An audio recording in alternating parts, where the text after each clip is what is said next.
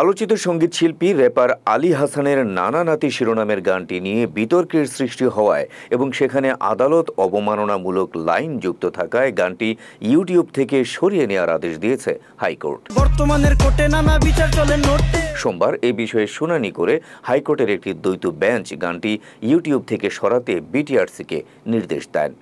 সেই সঙ্গে হাইকোর্ট একটি রুলও জারি করেছেন। আরিফুর রহমান মুরাদ নামের এক ব্যক্তির রিট আবেদনের শুনানি নিয়ে আদালত এ আদেশ দেন। গেল ঈদে প্রকাশ হওয়া নানা নাতি শিরোনামের এই গানটিতে গায়ক আলী হাসানের সঙ্গে ছিলেন অভিনেতা, কবি ও গীতিকার মারজুক রাসেল।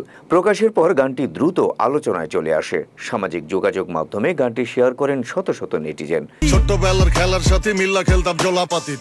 এরই মধ্যে গানটির একটি লাইন বর্তমানে কোর্টে বিচার চলে নোটে নিয়ে সৃষ্টি হয় বিতর্ক।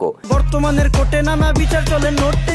এই লাইনটির মাধ্যমে আদালত অবমাননা হয়েছে এমন অভিযোগ করে গায়ক আলী হাসানের বিরুদ্ধে আইনি নোটিশ পাঠান শেরপুর জেলা জজ আদালতের সহকারী public prosecutor advocate Fahim Hasnain.